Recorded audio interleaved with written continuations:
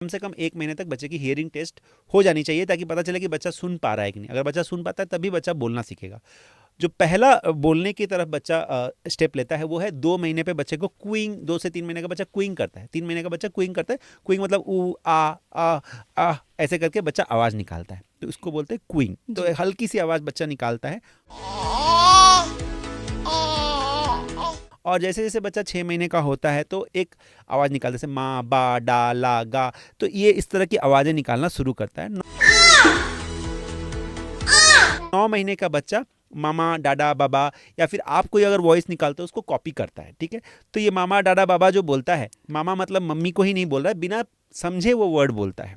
9 month में मामा, बाबा, डाडा वो बोलता है। और 1 साल आते आते बच्चे को फिर वर्ड्स का मीनिंग समझ में आता है, जैसे अम्मी, अम्मा, माँ, ये वर्ड उस माँ के लिए वो बोल रहा है, वो उसको समझ में आता है कि ये वर्ड का मतलब ये इंसान है। वो आइडेंटिफाई कर लेता है कि पापा, डाडा, डैडी ये इस पिताजी का नाम है। तो 1 साल का बच्चा 2-3 वर्ड्स को उसकी मीनिंग समझने लगता है।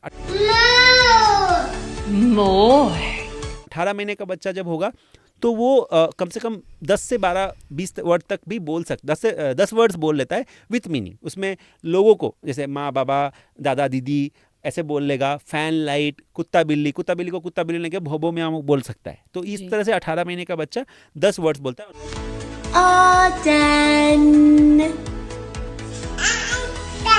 2 साल का बच्चा कोई 50 वर्ड्स का मीनिंग समझ लेता है, बट एक ही वर्ड एट अ टाइम बोलेगा। और 2 साल के होने के बाद जब आपने सेकंड बर्थडे सेलिब्रेट कर लिया, उस टाइम पे बच्चा मम्मी आओ, पापा आओ, पानी दो, खाना दो, चाहे कोई चीज़ चाहिए तो वो दो करके बोलेगा। यह चीज़ नहीं है ना, तो जाना नहीं, ऐसे करके 2 वर्ड को ज्वाइन करके 2 वर्ड सेंटेंस बोलता है।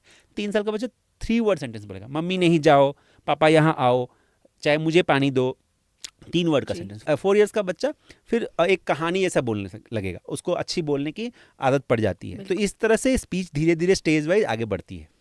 Okay, understood doctor. तो ये जो स्पीच डिले और ऑटिज्म है, इनके बीच में क्या रिलेशन है? क्या ये सेम चीज़ है, क्या ये डिफरेंट है? ये भी थोड़ा बताइए हम सबको। देखो, स्पीच डिले जैसे मैंने बताया कि बच्चे को बोलने में कमी रहती है। करेक्ट। और ऑटिज्म जो है वो एक टोटली सेपरेट प्रॉब्लम है जिसमें स्पीच डिले एक पार्ट है।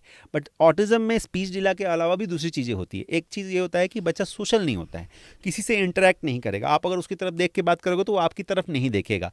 कोई उसके साथ खेलना चाहेगा तो बच्चा उसके साथ नहीं खेलेगा। रिपीटेटिव बिहेवियर होता है, मतलब उसके सामने 10 खिलौने दे दोगे तो नॉर्मल बच्चा 10 खिलौनों के थोड़ा देर बाद सब खिलौनों के साथ खेलना चाहेगा, चाहे अधिकतर खिलौनों के साथ खेलेगा। बट जो ऑटिज्म वाला बच्चा होगा वो एक ही खिलौना लेके सारा दिन उसी पे खेलते रह जाएगा। अगर उसको ऑटिज्म बच्चे को एक जगह पर बैठा हुआ छोड़ देंगे तो वो घंटों वहीं पे बैठा ही रह जाएगा। नॉर्मल बच्चा क्या होगा, 1 साल के बाद उसको आप रोक नहीं सकते, वो पूरे घर में घूमते रहेगा। हर 2-3 मिनट में उसका लोकेशन बदल जाता है, वो चलने लगता है तो कहीं भी जाके घूमते रहेगा। बट ये ऑटिज्म वाले बच्चे सोशली इंटरेक्ट नहीं करते, आई कॉन्टैक्ट नहीं मेक करते, उनके जेस्चर्स भी उतने ज़्यादा नहीं होते। जैसे नॉर्मल बच्चा होगा तो आपको बुलाएगा या फिर आपका ध्यान अपनी तरफ लेना चाहता है, बट ये ऑटिज्म वाला बच्चा जेस्चर्स भी नहीं करता, हाथ से इशारा भी नहीं करता। अपनी दुनिया में खोए होना, ये एक वर्ड होता है जो ऑटिज्म बच्चे के लिए हम बोलते हैं कि वो अपनी दुनिया में खोया रहता है, किसी के साथ भी इंटरेक्ट नहीं करना चाहता।